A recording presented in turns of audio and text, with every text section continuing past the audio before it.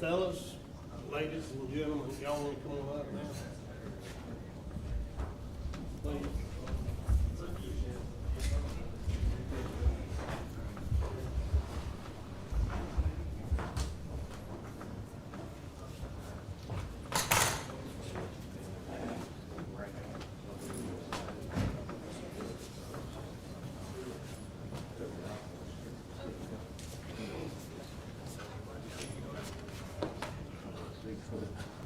Don't come.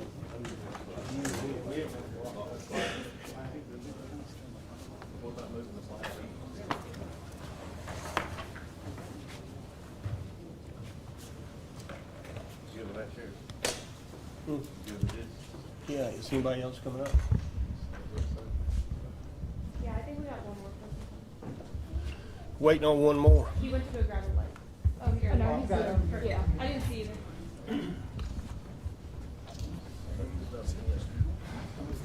Sorry, 1 second. I have a small malfunction.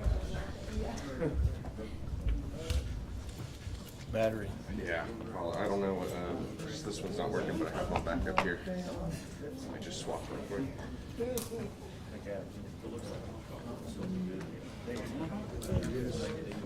that one out of the way, please.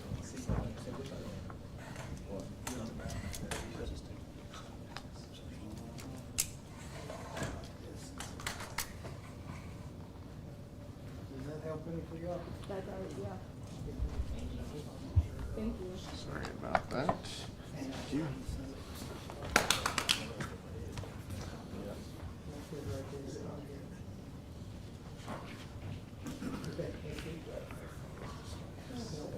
Okay, are all the mics working?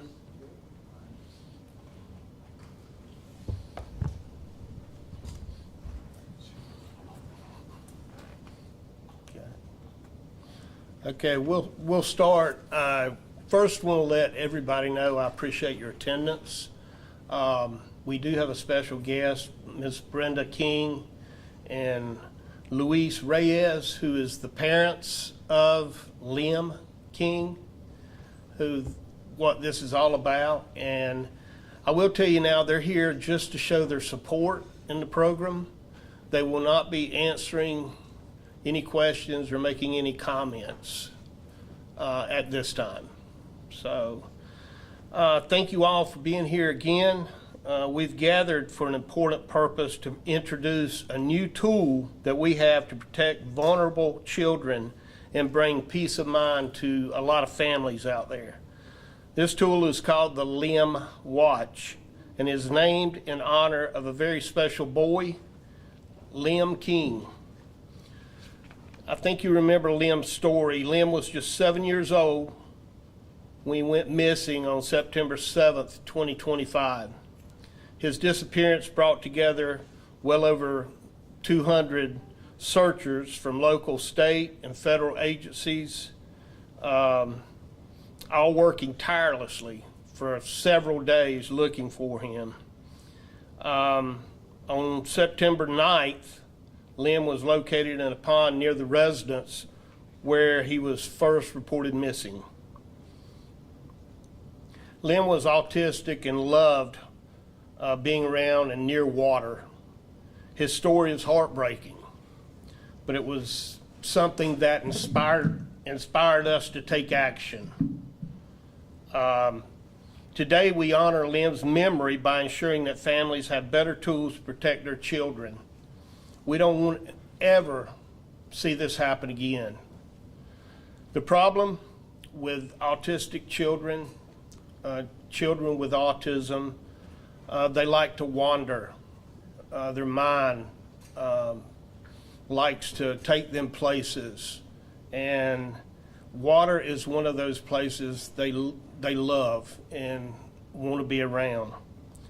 It's a common and serious concern for children with autism and other special needs.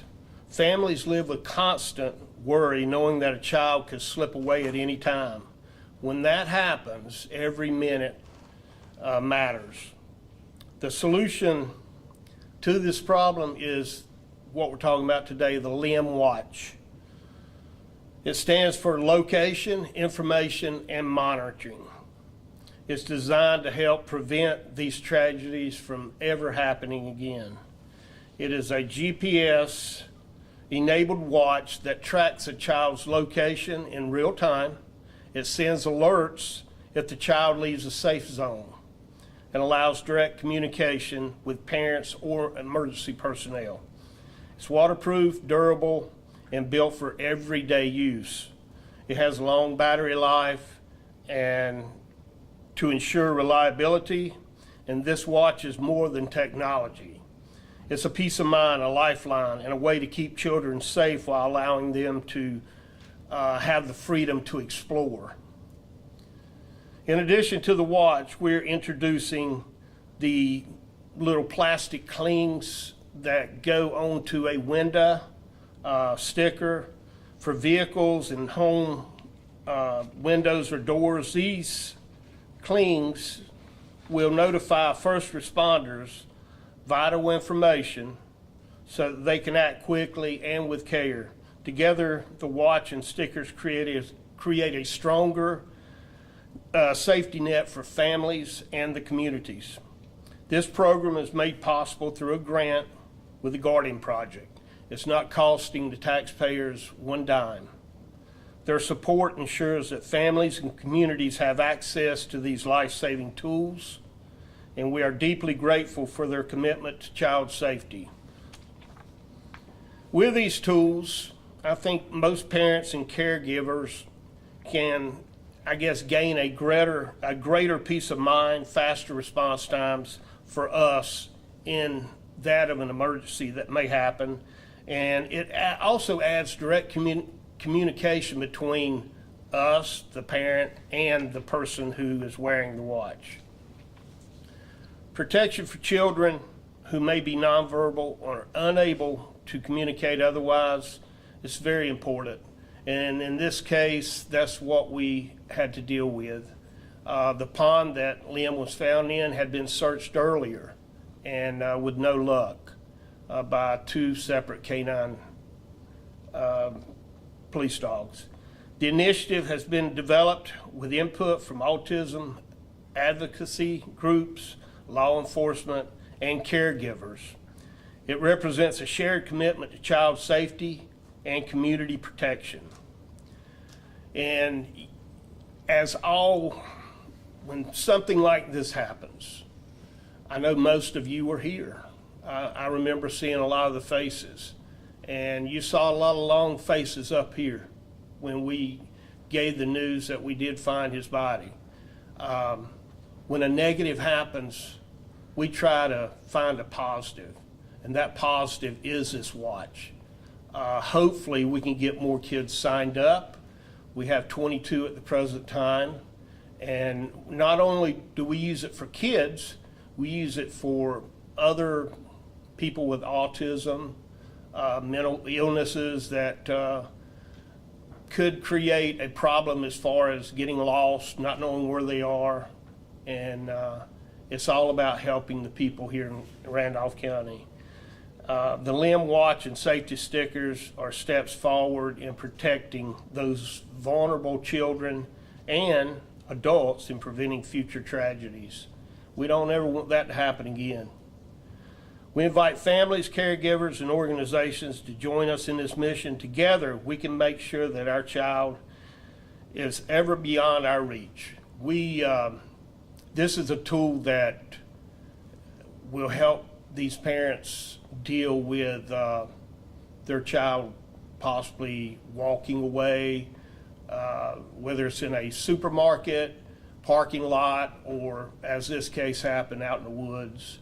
So we're doing all we can to alleviate that problem. And what I want to do now is turn this over to Sergeant Bryant. If he'll come up and talk to us, Brian, about the operation, how it operates, and then we'll turn it over for questions. Thank you so much. This is Brian Tysinger. Good afternoon. So basically the watch is the parent has to download an app. So the watch looks like this. It's basically a smartwatch is all it is. Runs off of cellular data. The app that they download is through TheraCare. And this is an example of it right here, if y'all see. The app and the watch can communicate with each other. It is assigned a Google number, the watch is when it's activated. You can create up a safe zone on it. Once that safe zone, it goes from 300 feet all the way up to almost 10 miles. It's pretty broad on how they want to create it. They can create a safe zone for different areas, and they can have multiple safe zones. Basically the way they do it, they would just go down to settings, and then there's an app or a separate place on there where it can create on that. It works like any other smartwatch, just like you would with your Apple Watch. Works the same way. Okay? So what questions do y'all might have for that? Does it need continual charging, and, is there a way that it can maybe be taken off or fall off? Yes, that's a good question. So it has a locking clasp. Pretty much, I call it an old school locking clasp. You have to have a special tool, which we do provide. And basically, it just clips right here and unlocks. For your older people with dementia, things like that, that might have these watches, sometimes it's difficult to get it on them. And what we've done is we've come up with a different clasp, just like a regular watch clasp that they can do. But it actually, once you put it on, especially with the juvenile, it has been very successful and not fallen off. The parent has to take it off for. And there are already about 22 individuals with Yes, ma'am. There are 22 juveniles right now that have the watches. And has it helped in locating any of these? Well, luckily, we have not had any issues with that. But yes, we also have, through the sheriff's office, we have a dashboard, and I'm able to track and see where they're at, whether they're active, whether they're charged, whether things like that. I know someone asked about the battery life. They do have to be charged. It's just like charging your smartwatch. Anytime you charge it, about a 24-hour, they have to charge it. We provide all that with it. This program, is it pretty unique to just this sheriff's office, or are there other departments across the state that also have this technology? I'm sure there are a few, but from my knowledge, it's just with this one right here, it's just us as of right now. That's with the children. Yes. I think we're utilizing it in a lot of different ways. Not only is it for the elderly with dementia, but we got some smaller bands to use it for the kids. And the Guardian Project launched in 2025. Talk about maybe some of the successes in being able to grow the number of vulnerable people on that list, and kind of, your hope to get maybe more people on the list in 2026. So basically, we're going to go out with education more than anything, telling people more about the project, especially focusing on, we want to have a broad spectrum, obviously, but it's basically more education to the community, more education going to the schools, talking to the counselors, things like that, because a lot of the kids, with the schools, we don't know unless they know. So that's how I perceive to do it. We have approximately 50 people total on our program involved in it. And I know one of the things that you guys ran into during the search was the cell service issues. Does this require that? And I Yep. see Sheriff, you're smirking there. So has there been any, movement on that? So basically, with the watch itself, does run off of cellular data, just like any other smartwatch. And the provider for it is AT&T. So obviously, your different counties and things like your county, it depends on that. It can be activated to Wi-Fi. And that's, I want the best service we can get for that tool. And, it's only as good as, I hate to put a watch on a kid in an area where it doesn't pick up. So we've got to make sure that we provide the best for that tool, best service.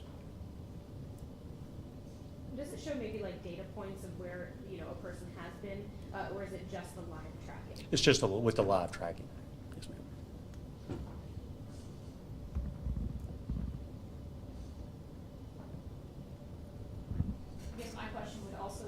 Sheriff, I mean, this also hit you pretty personally. I mean, what does it mean to you to be able to introduce something with Liam's name on it? Well, anytime you can introduce something that will prevent another tragedy, I don't care what it is, it's good. You know, our job is to protect all the citizens in Randolph County. And, you know, when that happened, you know, I thought, what could we have done different? What could we have done to save the child's life? And we talked about maybe introducing the guardian watch that we normally use with adults on the children. And Sergeant Tysinger, he did all the work, he made it happen, and I really appreciate his efforts. And then also regarding the dashboard where you can see if the watches are charged and things like that, do you contact families if? Yes, ma'am. Especially if they haven't been charged for a while, or they're just, I mean, you know, their kids, their families, they might not want to wear it or whatever. Yes, I do contact them. I try to check in with them once a month. I check with it every day, look at it, see how it's going. So that is my routine with it. You mentioned earlier that the overall program isn't necessarily unique to to Randolph County per se, but like the youth element of that is. Would you like to see more law enforcement agencies across the state, you know, kind of take that youth initiative, you know, have more youth initiatives for something like this? I believe that if there's a tool out there, every law enforcement entity throughout the state should utilize it. You never know when it's going to happen. We get a lot of calls in reference to elderly getting turned around due to early stages of dementia. And, you know, if you don't have the app on the phone to locate them, this is another tool that you could use to pinpoint their location.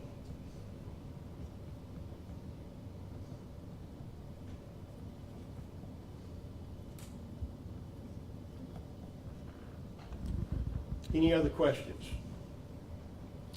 Hey, I appreciate it, and thank you so much, and I appreciate the family showing up here today, and I appreciate you showing them the courtesy not to ask them any questions at this point, and